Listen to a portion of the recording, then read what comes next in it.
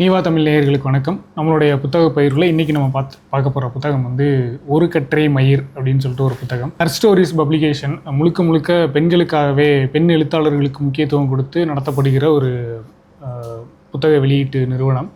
அவங்க வந்து சமீபத்தில் ஒரு போட்டி ஒன்று நடத்தியிருந்தாங்க. பெண் எழுத்து அப்படின்ற தலைப்பில் ஒரு போட்டி. அது கூட வந்து சிறுகதை எழுதுகிறவங்களுக்கான பயிற்சி பட்டறையும் ஏற்பாடு பண்ணியிருந்தாங்க, முழுக்க பெண்களுக்காக. அதில் கலந்துக்கிட்டு பரிசு பெற்ற ஒரு கவிதை சிறுகதை தொகுப்பு தான் வந்து ஒரு கற்றை மயிர். இதனுடைய எழுத்தாளர் வந்து ஆபேரி அப்படின்னு சொல்லிட்டு ஒருத்தவங்க எழுதியிருக்காங்க. இது வந்து அவங்களுடைய முதல் புத்தகம். ஆனால் வாசிக்கும் போது எனக்கு அது முதல் புத்தகம் மாதிரியான உணர்வை தரல.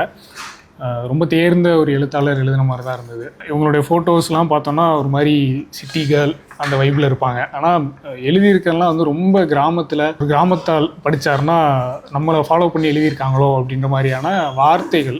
இதில் ஒரு புத்தகம் வாசித்து முடித்ததுக்கப்புறம் அதில் கிடைக்கிற விஷயங்கள் ஒன்று. ரெண்டாவது வந்து வாசிக்கும் போதே நமக்கு ஒரு சுவை கிடைக்கும். அது வந்து வாசிப்பின்பம் அப்படின்னு சொல்லுவாங்கல்ல. அந்த வாசிக்கும் போது நமக்கு கிடைக்கக்கூடிய இன்பம் வந்து இந்த புத்தகத்தில் எனக்கு ரொம்ப ஆழமாக என்னை பாதிச்சது. இந்த புத்தகத்தில் மொத்தம் ஒரு 10 சிறுகதைகள் இடம்பெற்றிருக்கு. அதில் முன்னுரையில் வந்து பிருந்தா சாரதி, நம்ம எல்லாருக்குமே தெரியும், ஒரு எழுத்தாளர் கவிஞர். அவங்க வந்து முன்னுரையிலேயே சொல்லியிருப்பாங்க, நம்ம இதுவரை காணாத ஒரு வாழ்க்கை தெரிப்பு அல்லது தெரிந்த வாழ்வின் பார்க்காத இன்னொரு கோணம், அதுதான் வந்து இந்த புத்தகத்தில் பதிவு பண்ணப்பட்டிருக்கு அப்படின்னு சொல்லிட்டு. பிருந்தா சாரதி சாருமே இதில் வந்து அந்த வாசிப்பின்பம் நிகழும் அப்படின்ற ஒரு வார்த்தையை வந்து பயன்படுத்தியிருப்பாங்க. 10 கதைகள் இருந்தாலும் எனக்கு ரொம்ப பிடித்த கதை வந்து கூட்டுப்புழு அப்படின்னு ஒன்று. பிடித்த கதைன்னு சொல்கிறத விட ஒரு தாக்கத்தை ஏற்படுத்திய கதைன்னு சொல்லலாம். கூட்டுப்புழு அப்படின்ற ஒரு கதை. நமக்கு தெரியாத ஒரு பக்கம் இருக்கும்ல.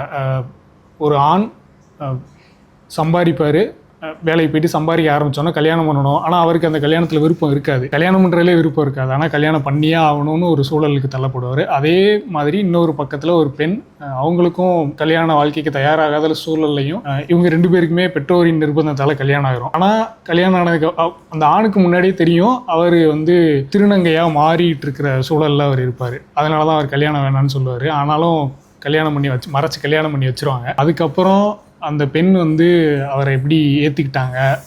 ஒரு கட்டத்தில் வந்து இவங்க 2 பேருக்குமே குழந்தையும் பிறக்கும், ஒரு பெண் குழந்தை பிறக்கும். அந்த பெண் குழந்தை வீட்டில் இருக்கிற வரைக்கும் அவங்க அதை எப்படி சமாளித்தாங்க. அப்புறம் அந்த பெண் குழந்தை வந்து பள்ளிக்கூடத்துக்கோ கல்லூரிக்கோ வந்து விடுதியில் தங்கறதுக்காக போயிடுவாங்க. அப்போது வந்து அந்த பெண் குழந்தை வீட்டில் இருக்கும்போது இவர் ஒரு ஆணாக இருப்பார்.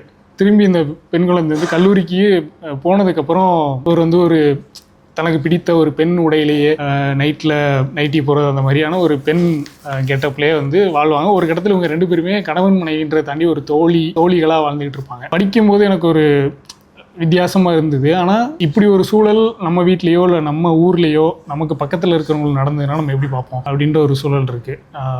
இது எனக்கு ரொம்ப பெரிய தாக்கத்தை ஏற்படுத்தின ஒரு கதையோட முடிவு எப்படி இருக்கும்னா, அந்த பெண் வந்து ஒரு கட்டத்தில் டெல்லியில் வேலை பார்த்துட்டு இருப்பாங்க. வேலை முடிஞ்சு லீவுக்காக ஊருக்கு வரும்போது அவர் திரும்பி ஒரு மாதிரி அந்த அப்பாவுக்கு வந்து ஒரு மாதிரி இருக்கும். பெண்ணாக மாறியே அந்த அப்பாவுக்கு வந்து ஒரு மாதிரி இருக்கும், திரும்பி நம்ம மகள் வர்றாள். ஏன்னா அந்த பொண்ணுக்கு வந்து அது தெரியாது, அவங்க அப்பா வந்து ஒரு திருநங்கையா, அந்த டீலக்ஸ் படத்தில் வரும்ல அந்த மாதிரியான ஒரு சூழல் தான். அது ரொம்ப நெகிழ்ச்சியாக இருந்தது. அந்த கடைசி வரி, அந்த பொண்ணு வந்து சொல்லுவாங்க, எனக்கு ஆஸ்திரேலியாவில் வேலை கிடச்சிருச்சு, நான் அங்கே போகிறேன், நீங்களும் கூட வாங்க அப்படின்னு சொல்லிட்டு அவங்க அம்மாவுக்கு கிஃப்ட் கொடுப்பாங்க.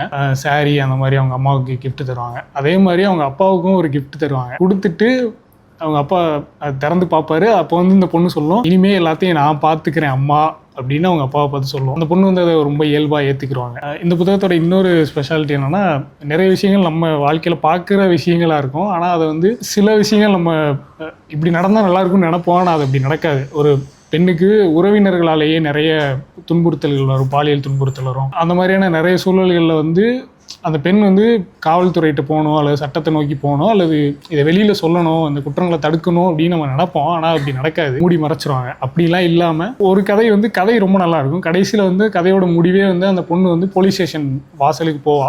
அதுதான் வந்து அந்த கதையோட முடிவே. 8ஆம் வகுப்பும் இட்லியும் சொல்லிட்டு இன்னொரு கதை இருக்கும். அந்த கதை என்னன்னா, பள்ளி செல்ற பெண், 8ஆம் வகுப்பு பெண், அவங்க அம்மா வந்து இட்லி கடை வச்சு நடத்துவாங்க. அவங்க அப்பா இறந்துருவார். அவங்க அப்பா இறக்கும்போது கூட அவங்க அம்மாவுக்கு என்ன தோணுன்னா, கணவர் இறந்துட்டாரேன்னு வருத்தப்பட மாட்டாங்க, இந்த நேரத்தில் இறந்துட்டாரு, இப்போ இந்த பொண்ணுக்கு ஃபீஸ் கட்ட வேண்டிய படத்தில் தான் அவருக்கு இறுதி சடங்கு பண்ணணும் அப்படின்ற நினச்சி தான் அவங்க அம்மா அழுகுவாங்களே தவிர அவர் இறந்ததை நினச்சி அழுக மாட்டாங்க. ஏன்னா குடினால அவ்வளோ பிரச்சனை இருக்கும் அவங்க வீட்டில். அந்த சூழலில் வளர்கிற ஒரு பெண். ஆனால் அவங்க அம்மா வந்து இந்த பொண்ணுக்கு எப்போல்லாம் மாதவிடாய் வருதோ அப்போல்லாம் ரொம்ப பாசமாக கவனிச்சுக்கிறாங்க. எக்ஸ்ட்ரா ஒரு இட்லி வைக்கிறது, கூடவே வந்து முட்டை அவிச்சு வைக்கிறது, இந்த மாதிரியான வேலையெல்லாம் பார்த்துட்டு இருப்பாங்க. அந்த கதை ஃபுல்லாக அதை ரிவீல் பண்ண விரும்பலை. அந்த அம்மாவுக்கு வந்து அடிக்கடி சொல்லிக்கிட்டே இருப்பாங்க, என்ன மாதிரி ஓடி ஆடி வேலை பார்க்குற ஒரு வேலை பார்க்காம உட்காந்து வேலை பார்க்குற ஒரு வேலைக்கு போகணும், அதனால் வந்து நல்லா படின்னு சொல்லிகிட்டே இருப்பாங்க. இந்த கதையோட கடைசி பத்தி மட்டும் வாசிக்கிறேன். அது வந்து இந்த கதையினுடைய மொத்த ஆழத்தையும் சொல்லும். 8 மணி நேரம் தாண்டி நாப்கினை மாற்றாதது அமுதாவிற்கு ஞாபகம் வந்தது. மாற்று நாப்கினை எடுத்துக்கொண்டு கழிவறை சென்றால் அம்மா தனது இரத்தம் தோய்ந்த மாதவிடாய் துணியை கொல்லையில் துவைத்து கொண்டிருந்தார். தேதியை குறித்து கொண்டால் அமுதா, அடுத்த மாதம் அம்மாவுக்கும் வேக வைத்த முட்டை கொடுக்க வேண்டும் என்று அப்படின்னு அந்த வரி முடியும் அந்த கதையில். புதுசாக வெளியில் பேச தயங்குற ஒரு விஷயம், அந்த மாதிரியான விஷயங்கள் இந்த புத்தகத்தில் நிறைய இருக்கும். எனக்கு இன்னொன்று இந்த புத்தகத்தில் ரொம்ப பிடிச்சது, நிறைய பெண்களுக்கான கதாபாத்திரத்தினுடைய பெயர்கள் ரொம்ப அழகாக இருக்கும். நான் சொன்ன அந்த கூட்டுப்புழுவில் இருக்கிற அந்த கணவருடைய பெயர் தொடக்கத்தில் வேற ஒரு பேர் இருக்கும். அவங்க திரும்பி அண்ணங்கையா மாறினதுக்கப்புறம் ஆலிமா அப்படின்னு அவங்களுடைய பெயர் மாற்றிருப்பாங்க. இந்த கதையில் வர நிறைய பெண் குழந்தைகளுடைய பேர் நல்லாயிருக்கும். திகழ்யா, நிகழ்யா அப்படின்னு சொல்லிட்டு நிறைய பெயர்கள்.